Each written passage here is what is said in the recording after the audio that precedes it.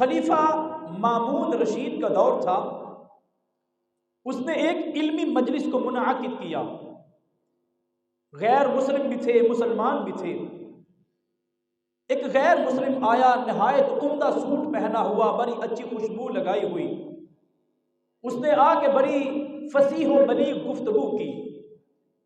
خلیفہ مامون رشید نے اس کو محفل کے بعد اپنے پاس بلایا اور کہا کہ میں تمہیں اسلام کی دعوت دیتا ہوں، مسلمان ہو جاؤ۔ اس نے کہا کہ میں اپنا دین چھوڑنے کے لیے تیار نہیں، میں جس دین پہ ہوں میں ہمیشہ اس دین پہ رہوں گا، میں اسلام قبول نہیں کر سکتا۔ وہ چلا گیا۔ اگلا سال آیا، مامون رشید نے دوبارہ محفل کا انعقاد کیا، وہی بندہ دوبارہ مامون رشید کے محفل میں آیا، لیکن اب مسلمان ہو چکا تھا۔ دوبارہ اسے بولنے کا موقع دیا گیا تو اس نے فقہ کے اوپر بڑی عمدہ گفتگو کی۔ خلیفہ مامون رشید نے اسے اپنے پاس بلایا اور پوچھا کہ تو پچھلے سال ہماری محفل میں تھا؟ اس نے کہا ہاں شامل تھا۔ خلیفہ نے سوال کیا تو نے اسلام کیسے قبول کیا؟ تو کہتا تھا کہ میں اسلام قبول نہیں کروں گا، لیکن آج تو مسلمان ہے، بتا تیرا کلمہ پڑھنے کی وجہ کیا ہے؟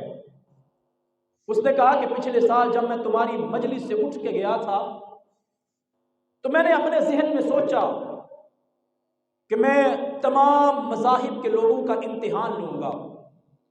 اس نے کہا کہ مجھے لکھنا بڑا اچھا آتا تھا، میں نے تورات کو لکھا، 3 نسخے تیار کیے اور ان نسخوں میں اپنی طرف سے کمی بیشی کر دی، اور ان نسخوں کو لے کے میں یہودیوں کے پاس گیا، ان کی عبادت گاہوں میں، اور جا کے کہا کہ یہ تورات میرے پاس موجود ہے، اس کو خرید لو۔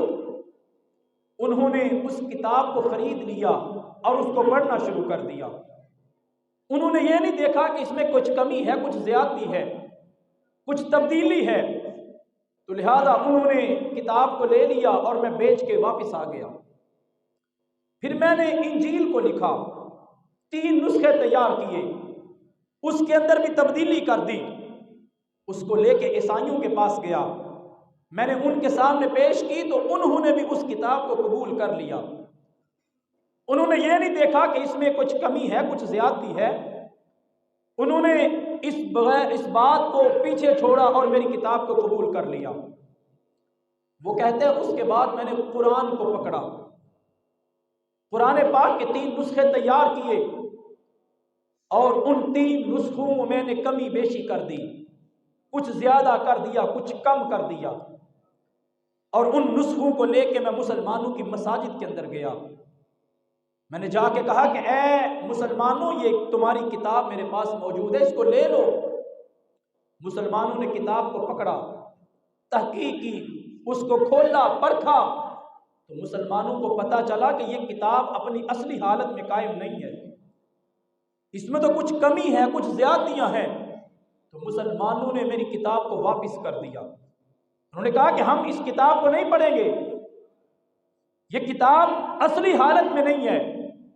تو وہ کہتے ہیں مجھے پتہ چل گیا کہ ان لوگوں نے بغیر تحقیق کیے، میں نے کمی بھی کی تھی، زیادتی بھی کی تھی، تو میری کتابوں کو قبول کر لیا، انہوں نے مجھے کچھ نہیں کہا، لیکن یہ مسلمان ہیں، اپنے قرآن سے اتنا پیار کرتے ہیں کہ میں نے کمی کی، زیادتی کی، سب نے قبول کر لیا، لیکن جب قرآن کی باری آئی تو مسلمانوں نے قبول کرنے سے انکار کر دیا۔